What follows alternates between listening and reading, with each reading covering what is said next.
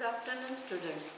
So, uh, today this is our last lecture uh, because we have completed the all 6 modules with a even minor point I have discussed, and all the points from the all schedules are with you.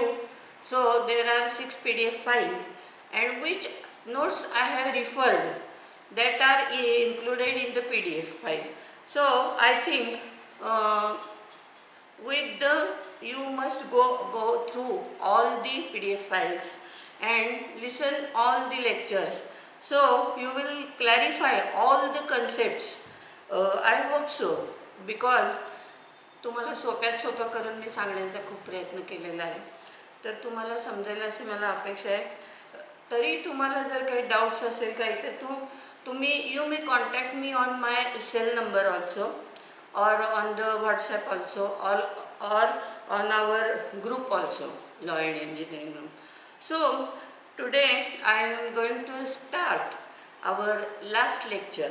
So we have gone through the various acts in the 6th module.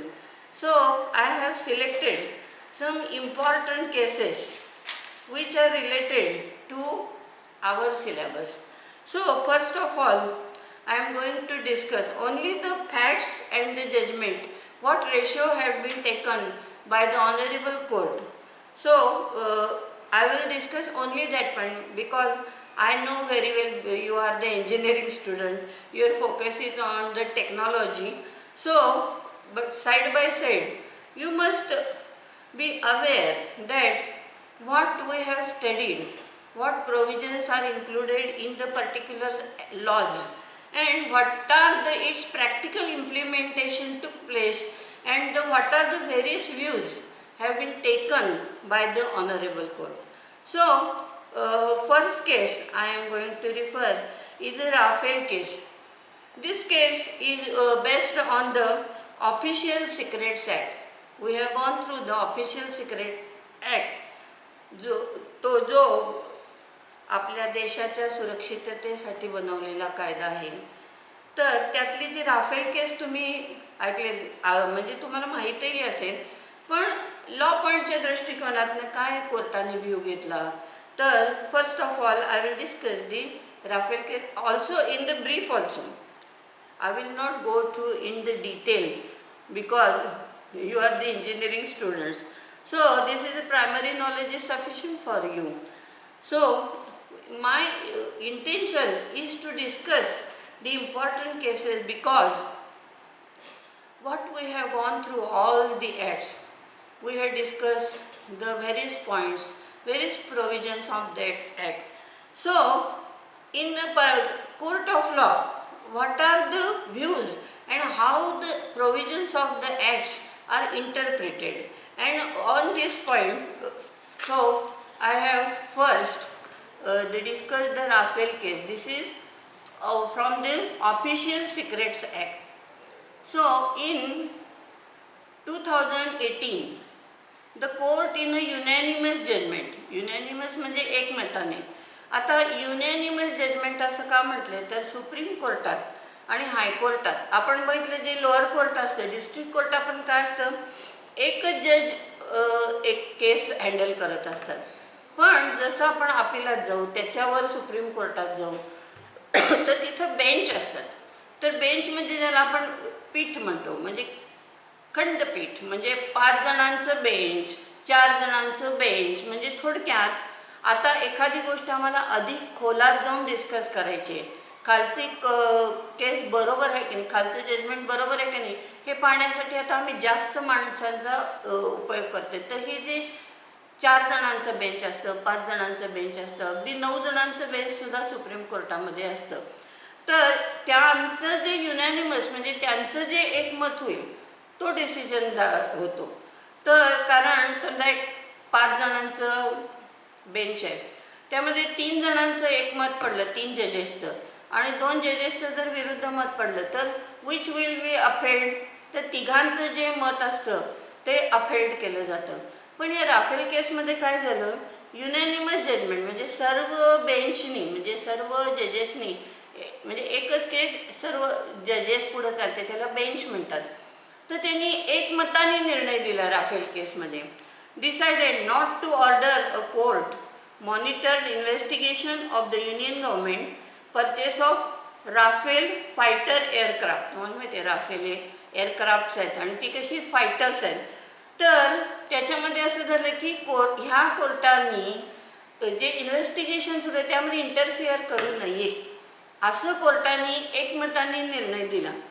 In 2019 it rejected to review its judgment. आता यामध्ये काय असतं काही वेळा review म्हणजे आता 2018 जे judgement दिलं बेंचनी की इंटरफेअर करू नये, हे जी गव्हर्नमेंटची जी पर्चेसिंग प्रोसेस आहे ह्याच्यामध्ये इंटरफेअर करू नये. आता त्याच्यावर अपील झालं, काही लोकांनी त्याच्यावर अपील केलं म्हणजे रिव्ह्यू केला. रिव्ह्यू म्हणजे आपण म्हणतो ना पुन्हा एकदा अभ्यास करावा. तर ह्या सुप्रीम कोर्टापुढेच परत रिव्ह्यू केला गेला ह्याच जजमेंटचा की तुमचं जजमेंट पुन्हा एकदा तुम्ही अभ्यास करून बघा. आपण अभ्यासाचा आपल्या रिव्ह्यू करतो म्हणजे पुन्हा एकदा अभ्यास करतो. तसं ह्या जजमेंटचं सुप्रीम कोर्टाने रिव्ह्यू करावा म्हणून काही लोकांनी सुप्रीम कोर्टात पिटिशन दाखल केलं. आता ते पण पिटिशन सुप्रीम कोर्टाने फेटाळून लावलं म्हणजे रिजेक्ट केलं. म्हणजे रिव्ह्यू करण्याची पण काही गरज नाही. पहिला जो डिसिजन दिला 2018 दॅट इज फायनल. रिव्ह्यू करण्याची पण गरज नाही म्हणजे रिव्ह्यूचं ॲप्लिकेशन नामंजूर केलं, डिक्लाइन केलं. The supreme court rejected all the petitions related to Rafale jet deals. आता या राफेल डील जे झालं म्हणजे थोडक्यात लोकांचा आरोप काय होता की आधी जास्त याची ऑर्डर दिली, मग मोदी सरकारने काय केलं ते एकदम रिड्यूस केली आणि 36चीच ऑर्डर दिली. पुन्हा प्राइसिंग डबल झालं. पुन्हा हिंदुस्तान एरोनॉटिक्सकडं काही त्याचं मॅन्युफॅक्चरिंग दिलं तर तो करार पण नंतर रद्द झाला. म्हणजे इथं त्यांना असं वाटलं की काहीतरी कलरेबल आहे, इथं काहीतरी पॉलिटिक्स होतं आहे म्हणून या राफेल पर्चेसिंग संदर्भात आणि राफेलच्या प्राइसिंग संदर्भात बरेच पिटिशन्स कोर्टामध्ये दाखल केले गेले. तर supreme court rejected all petitions म्हणजे सुप्रीम कोर्टाने हे जे सगळे पिटिशन्स आहेत, पिटिशन म्हणजे अर्ज, जेव्हा आपण कोर्टामध्ये अर्ज दाखल करतो तर त्याला पिटिशन म्हटलं जातं. हे सगळे जे पिटिशन्स आहेत राफेल संदर्भात जे जे वेगळ्या वेगळ्या पॉईंट्सवर जे पिटिशन दाखल ते सगळे सुप्रीम कोर्टाने रिजेक्ट केले. In 2018 the apex court, apex court म्हणजे तुम्हाला माहिती आहे अपेक्स कोर्ट म्हणजे सर्वोच्च कोर्ट कुठला आहे? Supreme court. Apex court had given clean chit to the Narendra Modi. Narendra Modi सरकारला काय दिलं? क्लीन चिट दिली म्हणजे go ahead, we will court will not interfere in this Rafale dealing. म्हणजे यामध्ये कोर्टाला इंटरफिअर करता येणार नाही. तुम्हाला क्लीन चिट दिली म्हणजे तुम्हाला आमचा इंटरफिअरन्स होणार, तुमचं जे आहे ते you may proceed. Clean chit to the Narendra Modi government on allegations of irregularities in the procurement of 36 Rafale fighter jets by Indian from France. फ्रान्सला ऑर्डर दिलेली होती आपण, पण आधी 100पेक्षा जास्त याची ऑर्डर होती आणि नंतर जेव्हा फ्रान्सच्या उच्चाधिकाऱ्यांनी जेव्हा नरेंद्र मोदी भेटले किंवा त्यांच्यात जो एक करार झाला त्यावेळी एकदम रिड्यूस केली ऑर्डर 36ला आणि प्राईस मात्र वाढली. तर ही जी इरेग्युलॅरिटी आहे ही सुप्रीम कोर्टाने मानली नाही. त्याने क्लीन चिट दिली म्हणजे मोदी सरकारवर काय आरोप होता, यात काहीतरी राजकारण आहे, यात काहीतरी इरेग्युलॅरिटी आहे या सगळ्या प्रोसेसमध्ये. तर सुप्रीम कोर्टाने हे सगळे पिटिशन्स रिजेक्ट केले आणि क्लीन चिट दिली मोदी सरकारला. In November 2018 a bench headed by chief justice of India Ranjan Gogoi, तुम्हाला नाव ऐकलं असेल तुम्ही, रंजन गोगोई होते त्यावेळी, नंतर ते रिटायर झाले. तर रंजन गोगोई जे आहेत चीफ जस्टिस याचे सुप्रीम कोर्टाचे chief justice Ranjan Gogoi reserved verdict in the Rafale case offer extensive arguments. आता पुन्हा 2018 जेव्हा ही मुळात केस चालली तर त्यावेळी काय झालं, रंजन गोगोईंनी काय केलं की व्हर्डिक्ट म्हणजे आपण काय म्हणतो अंतिम निर्णय किंवा सुप्रीम कोर्टाचं जे स्पष्ट मत आहे, व्हर्डिक्ट मीन्स अंतिम निर्णय किंवा स्पष्ट मत हे राखीव ठेवलं या सरन्यायाधीशांनी. राफेल संदर्भातलं निर्णय काय त्यांनी केला, राखीव ठेवला, रिझर्व ठेवला. In December 14, 2018 Supreme Court dismissed petitions seeking court-monitored probe into Rafale fighter jet deal, saying that there was no occasion to doubt the decision-making process in deal. आणि फायनली काय केलं की सर्व पिटिशन्स रिजेक्ट केले आणि काय रिझनिंग दिलं तर ह्या राफेल जेटच्या पर्चेसिंग प्राईसमध्ये कुठलीही इरेग्युलॅरिटी नाही, त्यामुळे कोर्टाला यात इंटरफिअर करण्याची आवश्यकता नाही आणि म्हणून नरेंद्र मोदी सरकारला क्लीन चिट दिली गेली. काही म्हणजे संशय नाहीच आहे. There is no any doubt or there is no any irregularity. तर त्यामुळं सगळे पिटिशन सुप्रीम कोर्टाने रिजेक्ट केले. The top court had also said that, आणि यावर सुप्रीम कोर्टाने असं पण आपलं म्हणणं मांडलं, टॉप कोर्ट, अपेक्स कोर्ट, सर्वोच्च कोर्ट म्हणजे supreme court, had also said that it was not its job to go into the issue of pricing of fighter planes. आणि नुसतं एवढंच नाही, इरेग्युलॅरिटी तर नाहीच, आणि राफेलच्या प्राइसिंग संदर्भात डिसिजन देण्याचा सुप्रीम कोर्टाला म्हणजे कोर्टाला अधिकारच नाही इंटरफिअर करण्याचा, हस्तक्षेप करण्याचा, असा फायनल डिसिजन दिला. तर ही राफेल केस आहे म्हणजे ही आता कुठल्या कायद्यावर आहे तर ऑफिशियल सिक्रेट्स ॲक्ट जे आहे आपण जो शिकलेला आहे तर त्याच्यावरची आणि अगदी लेटेस्ट केस आहे आणि बहुतेक तुम्हाला सगळ्यांना माहीत असेल. पण आपण कायद्याच्या दृष्टिकोनातनं त्याचा आज एक प्राथमिक तुम्हाला ब्रीफमध्येच सांगते मी, फार खोलात जाणं शक्य नाही आहे तुम्हाला आणि आम्हालाही. कारण काय, जी सुप्रीम कोर्टाची जजमेंट्स असतात ती खूप मोठी असतात आणि तिथं कायद्याचा इतका पीस काढलेला असतो. तर तुम्हाला आता इंजिनिअरिंग स्टुडंटने तुम्ही इलेक्ट केला आहे सब्जेक्ट, तुम्ही इंटरेस्ट दाखवला आहे, म्हणून मी हे तुम्हाला ब्रीफमध्ये सांगते तर तुम्हाला हे लक्षात आलं असेल.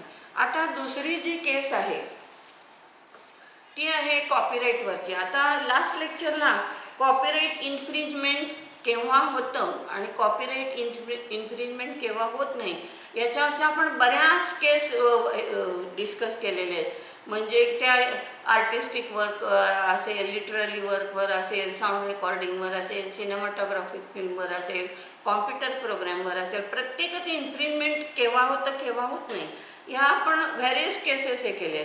तर त्यातलीच एक अशी केस आहे Yashraj films versus Shri Sai Ganesh productions, ही एक केस आहे. म्हणजे ह्या सगळ्या केसेस ज्याने अगदी रिसेंट आहेत. म्हणजे सध्याचा कोर्टाचा व्ह्यू काय आहे हे जर आपल्याला बघायचं असेल तर आपल्याला रिसेंट केस रिफर करायला लागतात. तर ही पण रिसेंट केस आहे. आता ह्या केसचे फॅक्ट्स काय होते म्हणा.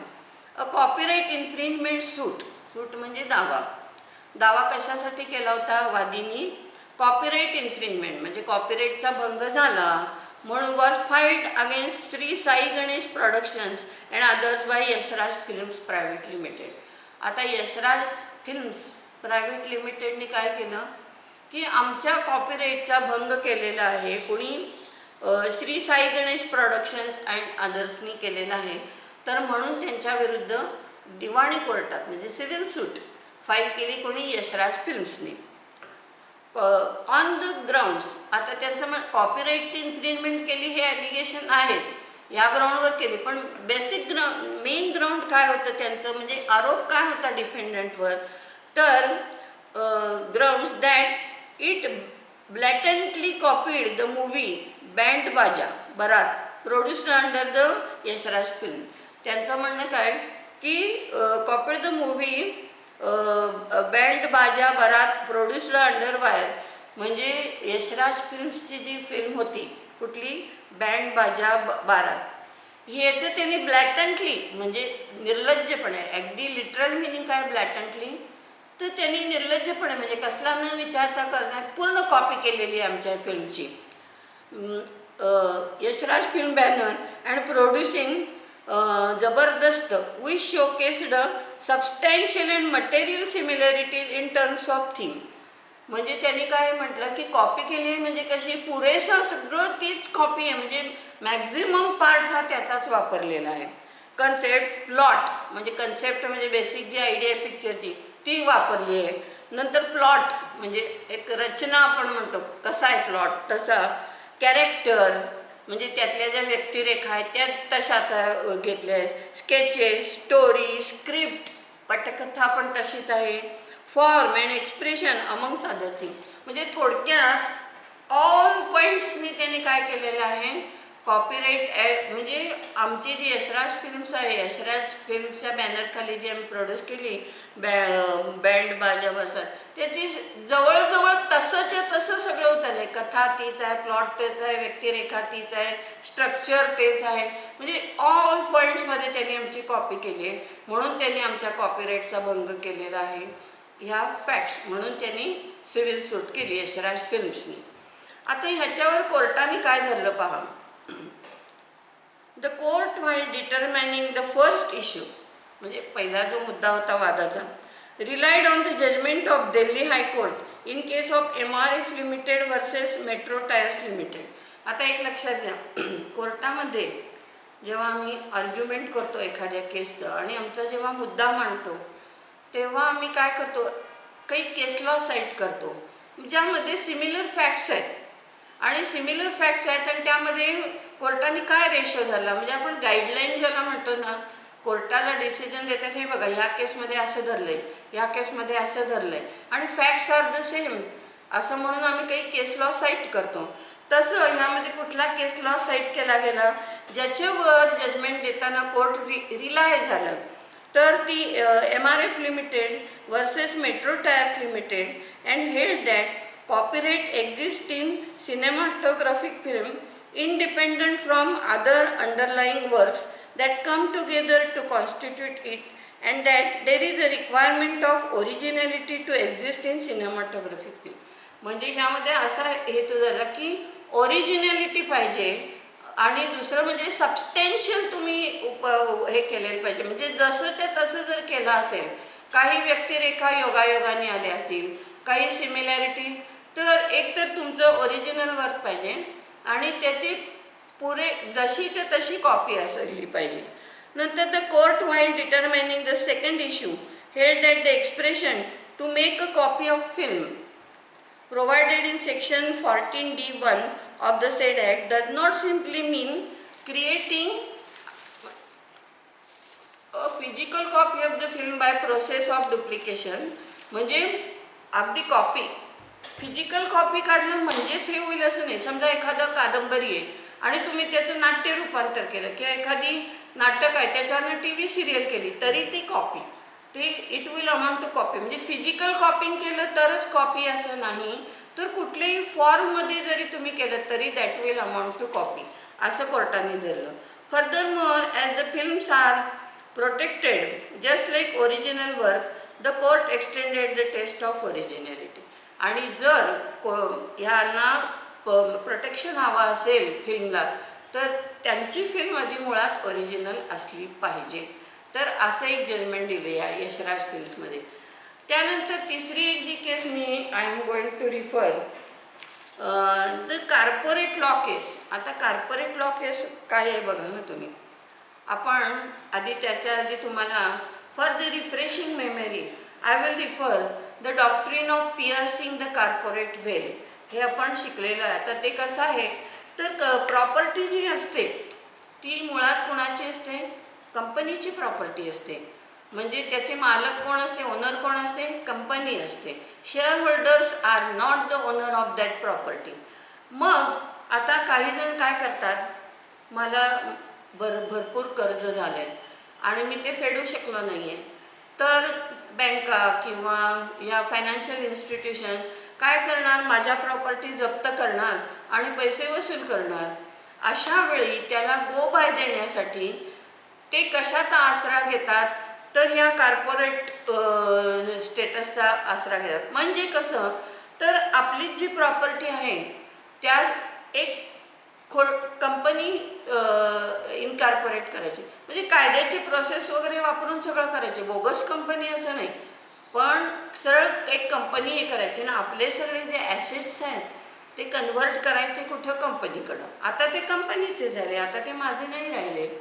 मग आता माझं कर्ज मी फेडलं नाही तर बँका ना वसूल करायला, जप्त करायला माझ्याकडे प्रॉपर्टीज नाही, माझ्या नावच्या प्रॉपर्टीज नाही. ह्या प्रॉपर्टी झाल्या कंपनीच्या प्रॉपर्टीला तर ह्या बँका किंवा फायनान्शियल इन्स्टिट्यूट हात लावू शकत नाही, कारण त्या कोणाच्या झाल्या, कंपनीच्या.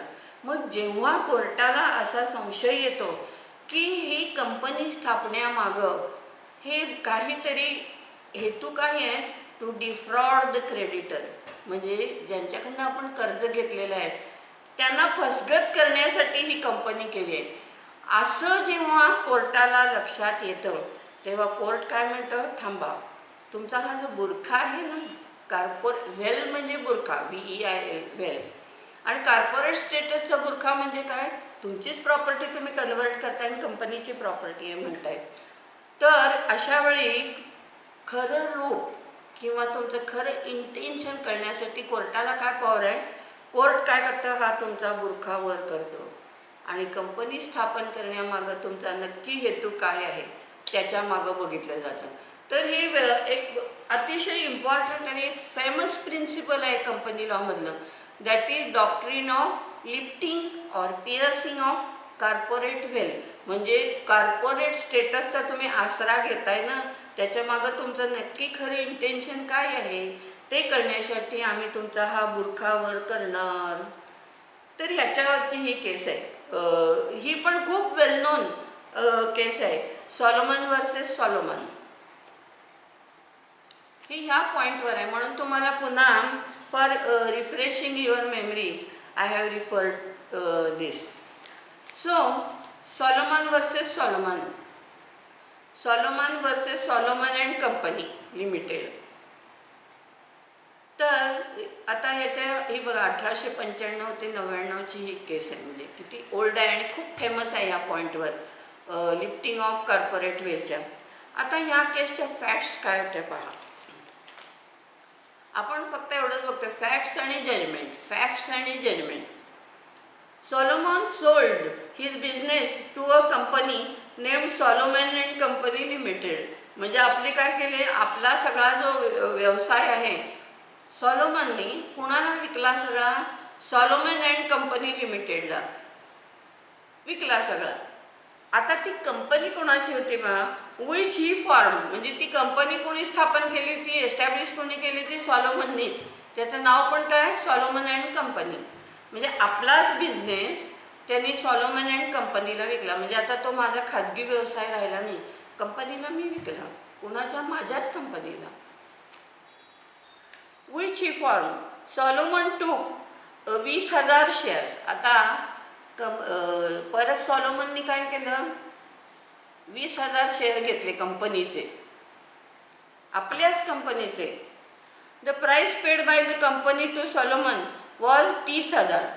But instead of paying him in cash the company gave him 20,000 fully paid shares of each, 1 each of and 10,000 in debentures. म्हणजे आता काय झालं, आपलेच पैसे त्यांनी काय केले, शेअर्स म्हणजे मी शेअर्स घेतले, मी डिबेंचर्स घेतले, ॲक्च्युअल त्याचेच पैसे त्याच्याच कंपनीला. पण आता ते काय झालं, आता ते कंपनीची झाली मालमत्ता, सगळी वैयक्तिक मालमत्ता राहिली नाही. आणि डिबेंचर्स म्हणजे तुम्हाला माहिती आहे, शेअर्स हा shares is a part of capital, म्हणजे भांडवलाचा भाग असतो. आणि डिबेंचर्स म्हणजे आम्ही कर्जाऊ देतो, म्हणजे जे रिफंडेबल असतात विथ इंटरेस्ट.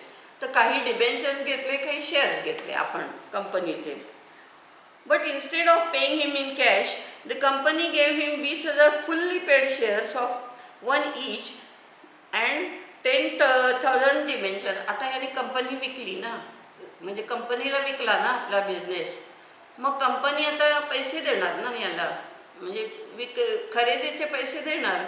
पण कंपनीने काय केलं, कॅश देण्याऐवजी शेअर्स दिले आणि डिबेंचर्स दिले 30,000चे. 20,000चे शेअर्स फुल्ली पेडअप शेअर्स दिले आणि 10,000चे डिबेंचर्स दिले. बट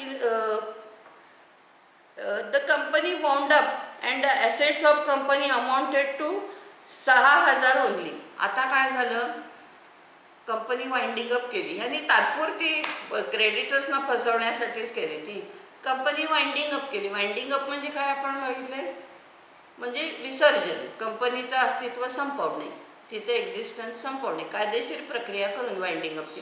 आता वाइंडिंग अप केलं त्यावेळी कंपनीकडे ॲसेट किती राहिले शिल्लक, 6,000चे. Assets of company amounted to 6,000 only. Debts amounted to 10,000. कर्ज किती होतं कंपनीला, 10,000चं, आणि ॲसेट किती राहिले फक्त 6,000चे. Due to Solomon and secured by debentures and further 7,000 due to unsecured creditors. Unsecured creditors म्हणजे कोण सांगा, ज्यांनी कर्जावर रक्कम दिली आहे पण त्याच्या बदल्यात सिक्युरिटी काही नाही. नेहमी आपण काहीतरी सुरक्षितता देतो. सेक्युअर्ड लोन म्हणजे त्या लोनपायी आम्ही काहीतरी सिक्युरिटी दिली, आणि अनसेक्युअर्ड लोन म्हणजे त्या कर्जाच्या पोटी आम्ही काही सिक्युरिटी दिलेली नाही, त्याला म्हणायचं unsecured. The unsecured creditors claim. आता ज्यांनी सुरक्षितता घेतली नव्हती, आता त्यांनी पैसे कशातनं वसूल करायचे, तर त्यामुळे त्यांनी हे जे अनसेक्युअर्ड क्रेडिटर्स होते, कारण सेक्युअर्ड क्रेडिटर्स काय करणार, प्रॉपर्टी सिक्युरिटी विकून पैसे बसतात, पण अनसेक्युअर्डनी आता काय करायचं. मग त्यांनी काय केलं, claim that as Solomon and company limited was really the same person as Solomon.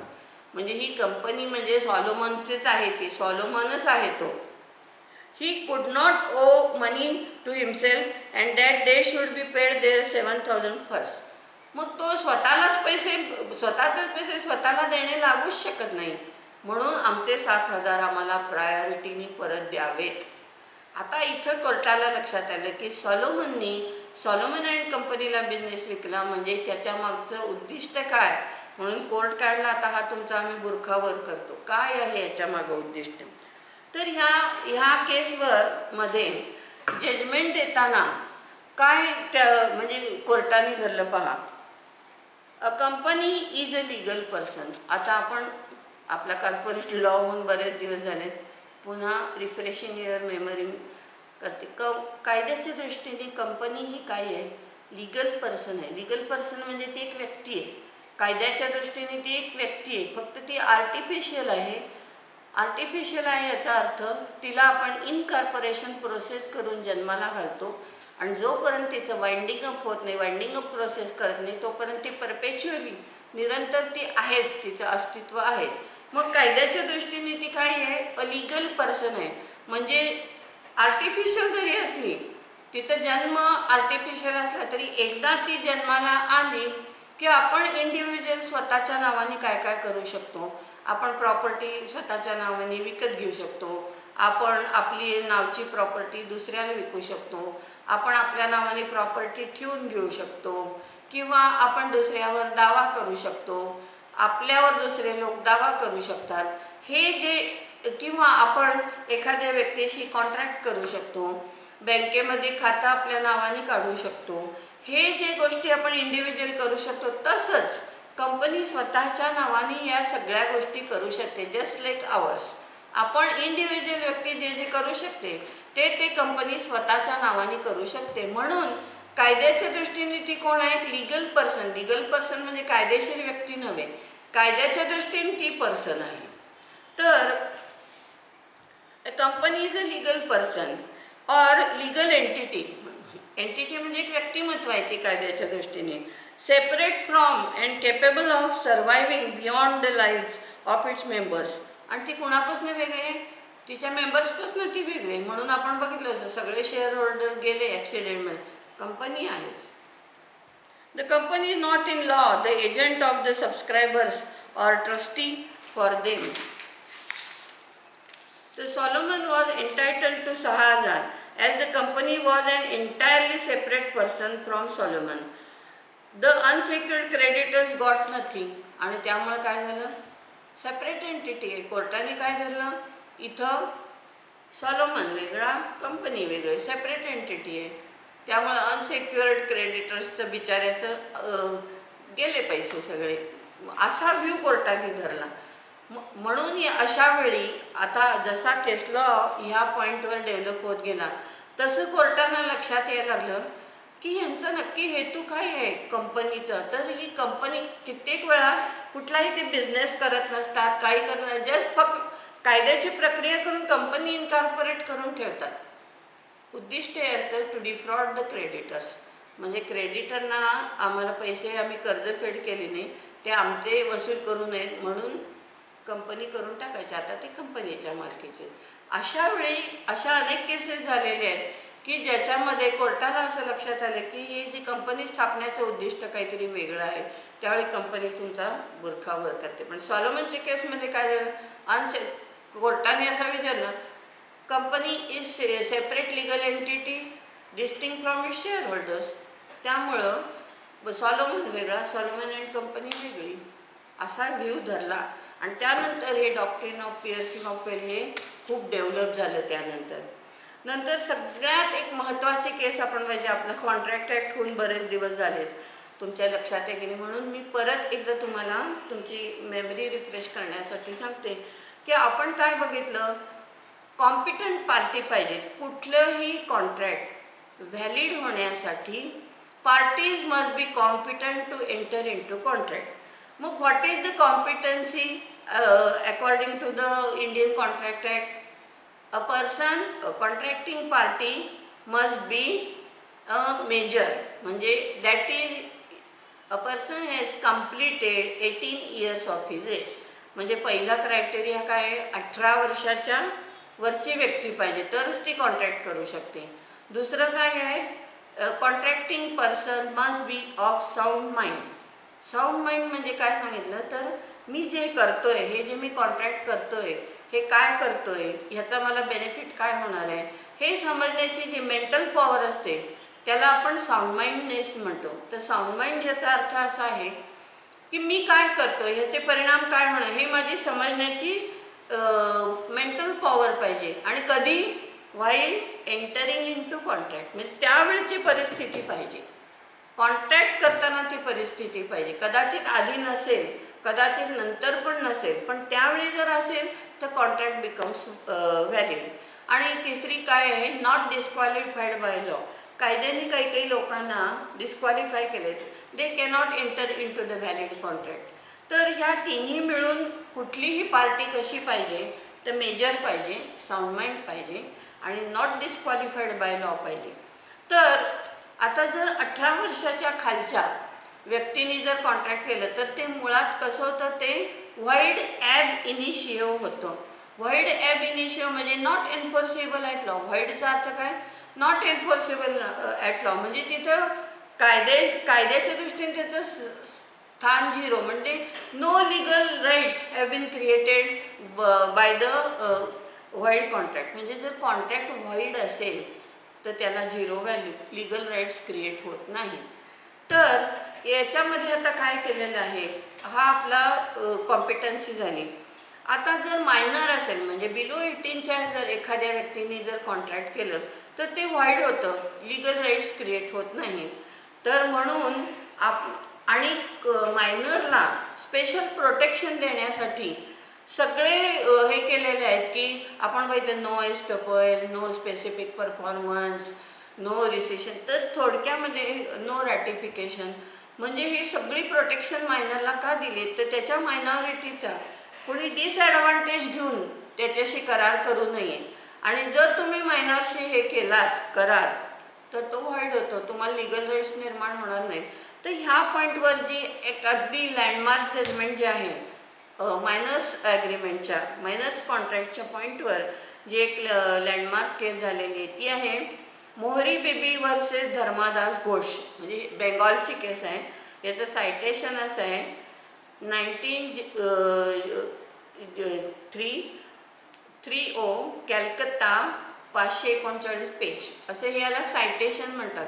तुम्हाला सायटेशन पर्टिक्युलरली का सांगितलं तर जर तुम्हाला गुगलवर ही खूप डिटेल, म्हणजे क्युरिओसिटीपोटी तुम्हाला जर वाटलं की ही केस आपल्याला खूप डिटेलमध्ये पाहिजे तर हे तुम्ही अर्थात नावावरही तुम्ही क्लिक करू शकता किंवा सायटेशनवरही क्लिक करू शकता किंवा तुम्ही एखाद्या लॉच्या जर्नलमध्ये सुद्धा हे रिफर करू शकता. Excuse me.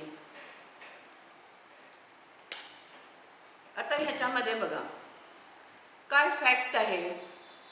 द प्लेंटिफ म्हणजे तुम्हाला काय सांगितलं? वादी, म्हणजे जो दिवाणी कोर्टात दावा दाखल करतो तो प्लेंटिफ, आणि डिफेंडंट म्हणजे ज्याच्या विरुद्ध आपण दावा दाखल करतो तो म्हणजे प्रतिवादी, वादी प्रतिवादी. आता प्लेंटिफ म्हणजे वादी.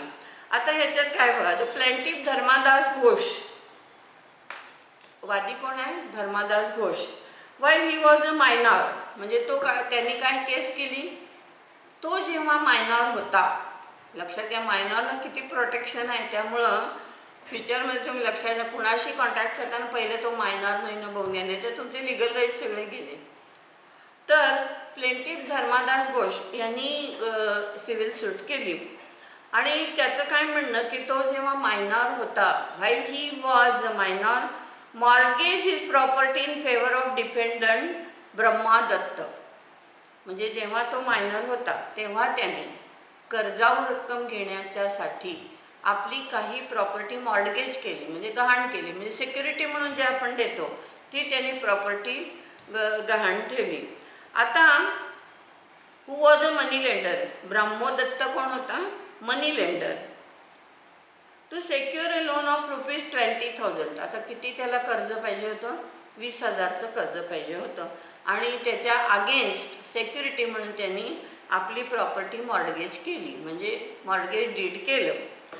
The actual amount of loan given was less than 20,000. आता 20,000 त्यांनी कर्जाची मागणी केली आणि 20,000ला सिक्युरिटी म्हणून आपली प्रॉपर्टी दिली, पण सगळे 20,000 कर्ज घेतले नाहीत, काही 20,000पेक्षा कमी अमाऊंट त्यांनी आधी सुरुवातीला घेतली. At the time on transaction the attorney who acts on behalf of the money lender had the knowledge that the plaintiff is a minor. आता हा जो मनी लेंडर आहे ज्यांनी 20,000 म्हणजे थोडे कमी दिले कर्ज, त्याच्या वकिलांना, अटर्नी म्हणजे त्याचे वकील, त्याच्या वकिलांना माहीत होतं की हा जो धर्मादास घोष आहे तो मायनर आहे, हे वकिलांना माहीत होतं ट्रान्झॅक्शनच्या वेळी. आता त्यानंतर काय झालं बघा, the plaintiff brought an action against the defendant stating that he was a minor when mortgage was void and the inoperative and the same should be cancelled. आता ह्या मायनॉरनी, आता तो झाला मेजर झाला, त्याने दावा केला आणि काय मागणी केली की मी मायनर असताना जे मॉर्गेज डीड केलं ते कॅन्सल होऊन मिळावं, कारण की मी मायनर होतो. मायनरनी एक लक्षात घ्या समजून उमजून केलं किंवा खोटं सांगितलं मी मेजर आहे तरीसुद्धा त्याला पूर्ण प्रोटेक्शन कायद्याने दिलेलं आहे. त्यामुळे त्याने सांगितलं मी मायनर असताना मॉर्गेज डीड केलं होतं आणि ते कॅन्सल होऊन मिळावं, कारण ते वाईड आहे, कारण I was not competent to enter in to contract. तर अशी मागणी त्यांनी कोर्टाकडं केली आणि ते कॅन्सल व्हावं mortgage deed. By the time of appeal to the privy council, आता त्याच्यावर अपील झालं. To the privy council the defendant Brahmo Dutt died. आता ज्याच्या विरुद्ध निकाल जातो तो अपीलात जातो. आता खालच्या कोर्टाने चुकीचा निकाल दिला म्हणून हा प्रिव्ही काउन्सिलकडं अपील केलं. आता त्या अपीलाचं पेंडिंग असताना, अपील पेंडिंग असताना काय झालं तर ब्रह्मोदत्त म्हणजे हा जो मनी लेंडर आहे त्याची डेथ झाली. And the appeal was prosecuted by his executors, म्हणजे त्याचे मृत्यूपत्र जे होते त्याचे जे एक्झिक्युटर्स होते त्यांच्या विरुद्ध केस चालू राहिली. आता ह्या झाल्या फॅक्ट्स. आता ह्याच्यावर म्हणजे ही मुळात ही सगळी केस कशावर आहे? Minors agreement. लक्षात ठेवा, कारण ॲक्च्युअली तुमच्या PDF फाईलमध्ये मी या केसेस पाठवलेल्या नाही आहेत. या एक तर ह्या सगळ्या केसेस तुम्हाला गुगलवर मिळू शकतात. फक्त एक तुम्हाला थोडक्यात समजा, कारण गुगलमध्ये खूप मोठी जजमेंट दिलेली असतात म्हणून मी थोडक्यात समजावं म्हणून मी केलं, म्हणून PDF फाईलमध्ये हे पाठवलेलं नाही आहे. जर तुम्हाला क्युरिओसिटी असेल तर तुम्ही हे बघू शकता गुगलवर. आता याच्यामध्ये जजमेंट काय दिलं बघा. The privy council was held that the minors contractive void and not merely voidable on the basis of section 10, 11, 183, 184 and also 246 and 247. आता थोडक्यात व्हायडेबल म्हणजे तुम्हाला काय सांगितलं, आता ऑप्शन नाही आहे इथं. ऑप्शन केव्हा असतं त्याला आपण व्हायडेबल म्हणतो. पण इथं व्हाईडच असल्यामुळं व्हाईडेबल नाही, हे व्हाईडच आहे, त्यामुळे त्याला कायद्याच्या दृष्टीने व्हॅल्यूच झिरोच व्हॅल्यू आहे, कारण as the minor is incompetent enter into the contract, त्यामुळं व्हाईडच आहे. The combines effect of the section, particularly section 10 and 11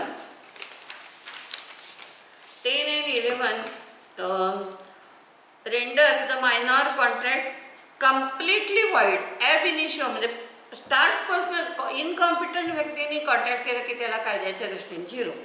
according to privy council section 11 should be literally construed and that only a person who is of the age of the majority is competent to contract. याचा शब्दशः अर्थ घ्यावा असं privy काउन्सिलने म्हटलं की 18 वर्ष पूर्ण झाल्याशिवाय तो कॉम्पिटंट होत नाही.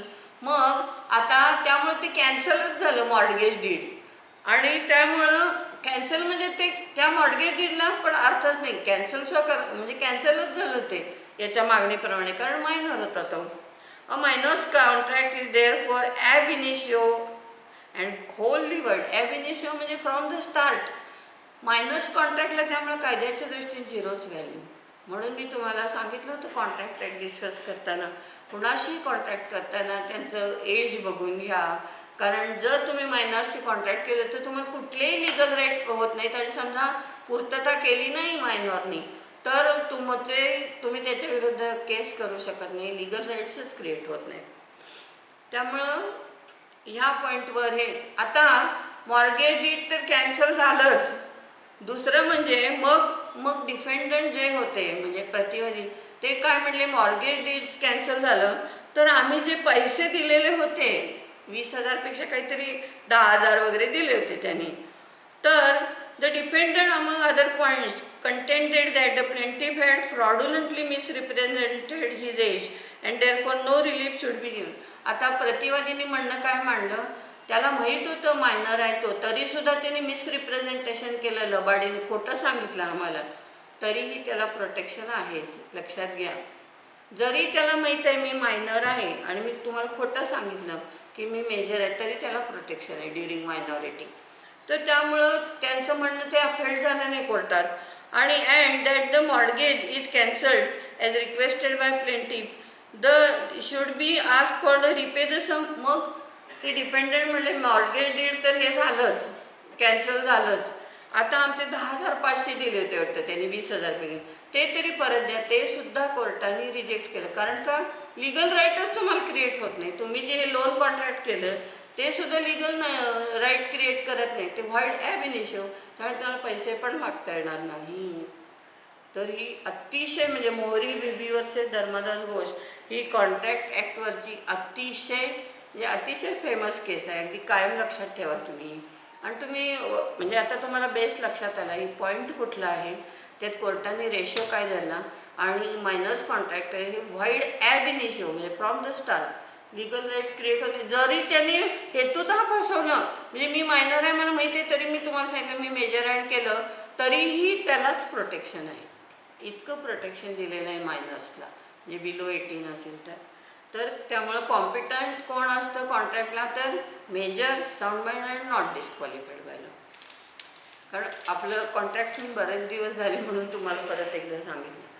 नंतर आता आणखी एक मी ही जी लास्ट केस आहे ही कशावर घेतलेली आहे, तर मॅटर्निटी बेनिफिट्स जो आहे आपण लेबर लॉ बघितले त्यातला मॅटर्निटी बेनिफिट ॲक्ट जो आहे तर त्याच्यावरची एक केस आहे. आता ती आहे doctor Mandeep Kaur versus VOI. आता परत ह्याच्या फॅक्ट्स आणि जजमेंटमध्ये काय धरलं कोर्टाने एवढंच तुम्हाला सांगणार आहे. तर पिटिशनर, आता पिटिशनर म्हणजे कोण, अर्जदार. कोर्टामध्ये आपण जो केस दाखल म्हणजे अर्ज दाखल करतो त्याला पिटिशन म्हणतात, आणि जो करतो त्याला petitioner. The petitioner was a medical officer, lady होती ती, मेडिकल ऑफिसर होती ती, एम्प्लॉईज वाया कॉन्ट्रॅक्ट. पण तिची अपॉइंटमेंट कशी झाली होती, थ्रू कॉन्ट्रॅक्टर तिची म्हणजे कॉन्ट्रॅक्ट बेसिसवर तिची अपॉइंटमेंट झाली होती. At an ex serviceman contributing health scheme, त्याला त्याने काय म्हटलं ECHS म्हणजे ex serviceman contributory health scheme अशा त्याच्यामध्ये कॉन्ट्रॅक्टवर त्याची मेडिकल ऑफिसर म्हणून नियुक्ती झाली. Clinic setup by the state. आता हे कुणाचं होतं क्लिनिक? हे स्टेटचं. She applied for maternity leave. आता ह्या मेडिकल ऑफिसर जी होती डॉक्टर मनदीप कौर, तर तिनं म्हणजे मॅटर्निटीसाठी तिनं लिव्हसाठी ॲप्लिकेशन केलं आणि विथ इफेक्ट फ्रॉम 11/2/2018 म्हणजे अगदी लेटेस्ट मी टेस्ट मुद्दाम घेतलेली आहे. तर 180 डेजसाठी तिनं मॅटर्निटी लिव्ह मागितली. 180 डेजसाठी as per provision of the maternity benefit act 1961 तिनं मागितली. द ECHS म्हणजे हे जे क्लिनिक आहे त्यांनी काय म्हणणं मांडलं? त्यांनी रिफ्यूज केलं. 180 डेजची मॅटर्निटी लिव्ह देता येणार नाही. On the basis of her request the ECHS clinic refused her request on the basis that her contract of employment with the clinic did not have any clause under which she could claim maternity relief. आता त्यांनी काय म्हटलं? Contract करून appointment केली. त्या कॉन्ट्रॅक्टमध्ये maternity leave देण्याचा क्लॉजच नाही आहे आपल्या ह्याच्यात, आपण घातलेलंच नाही, त्यामुळे तुम्हाला तो बेनिफिट मिळणार नाही असं म्हणणं मांडलं कोणी? या क्लिनिकतर्फे, की कॉन्ट्रॅक्टवर तुमची अपॉइंटमेंट केली, त्या कॉन्ट्रॅक्टमध्ये मॅटर्निटी लिव्हची प्रोव्हिजनच नाही, आपला क्लॉजच नाही आहे, त्यामुळे आम्हाला ग्रँट करता येणार नाही, वी रिफ्यूज असं त्यांनी म्हणणं मांडलं. आता इथं कोर्टाने काय धरलं बघा? Judgment, facts judgment. The court noted that as per section 2 of maternity benefit act 1961 the benefits applied to every establishment in which 10 or more persons are employed among others. आपण बघितले, आपण हा ॲक्ट शिकलेलो आहे. आता हा ॲक्ट कुणाला applicable आहे? जिथं 10 किंवा 10पेक्षा जास्त कर्मचारी असतील त्यांना हा मॅटर्निटी बेनिफिट ॲप्लिकेबल आहेच. The court applied to every establishment in which 10 or more persons are employed among others. The court further noted that the ECHS clinic in question was squarely covered under section 2. Squarely म्हणजे विपुल प्रमाणात, म्हणजे हे दोन खाली येतच पूर्ण, म्हणजे 10पेक्षा जास्त आहेतच तिथे एम्प्लॉई, त्यामुळं सेक्शन 2 जो आहे मॅटर्निटी बेनिफिट ॲक्टचा तो ह्याला पण ॲप्लिकेबल आहे असं कोर्टाने धरलं. The court further noted that the ECHS clinic in question was squarely covered under section 2 of the Maternity Benefit Act 1961 and thus petitioner's application for availing benefit under that could not be refused. आणि त्यामुळं section 2 खाली हे ECHS येतच, त्यामुळं तिची maternity leave नकारताच येणार नाही या क्लिनिकला असं धरलं. आणि इतकंच नाही तर पुढं त्यांनी काय केलं तर तिने 180 दिवसासाठी मागितली होती. तर आता हा जो मॅटर्निटी बेनिफिट ॲक्ट आहे त्याच्यामध्ये सेक्शन 5 हा जो अमेंडेड सेक्शन आहे, this act could not be refuse. The court also while deciding the question whether the petitioner despite being a contractual employer, म्हणजे जरी कॉन्ट्रॅक्च्युअल म्हणजे कॉन्ट्रॅक्ट बेसिसवर जरी तिची नियुक्ती झालेली असली तरी कुड steel avail of the benefits under the act coated municipal corporation, म्हणजे त्याच्यावर एक केस लॉ दिला होता. त्याच्यात काय धरलं होतं तर म्युन्सिपल म्हणजे जरी कॉन्ट्रॅक्टवर तिच्या हे असेल अपॉइंटमेंट तरीसुद्धा एकतर 10पेक्षा जास्त कर्मचारी असल्यामुळे मॅटर्निटी बेनिफिट ॲक्ट याला लागू आहेच या क्लिनिकला. दुसरं, जरी कॉन्ट्रॅक्टवर तिची अपॉइंटमेंट झाली असेल तरी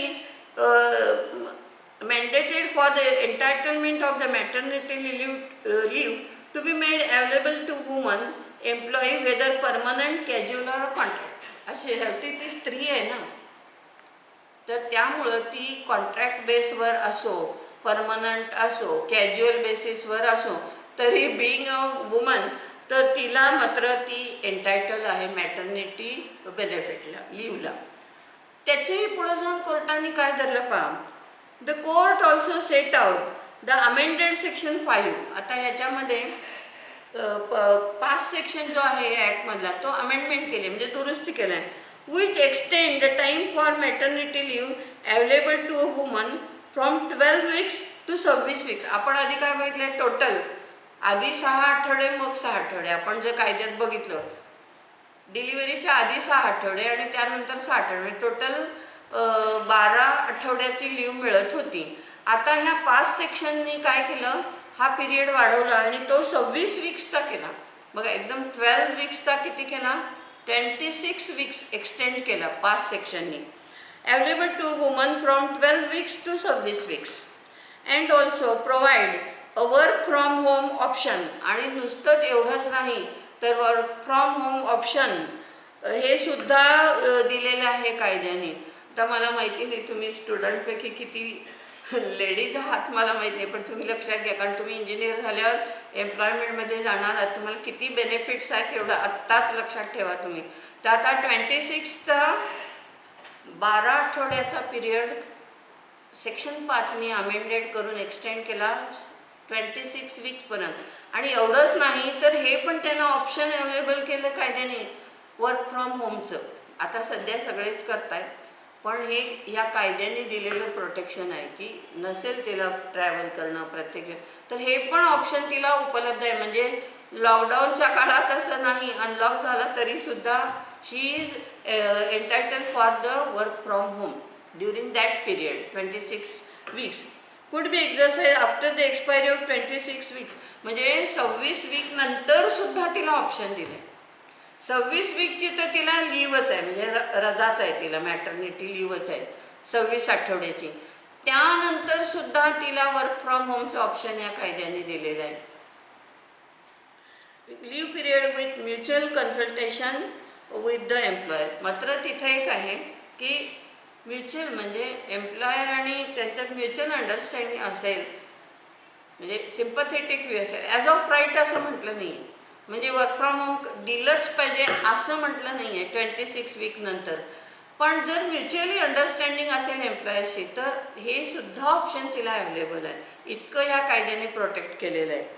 since the petition was filed after the amendment म्हणजे आता ह्या मंडित कौर डॉक्टर मंडित कौरनी जे हे 180 डेजची मॅटर्निटी लिव्ह मागितली होती ती हा 5 सेक्शन अमेंडेड झाल्यानंतरच मागितली.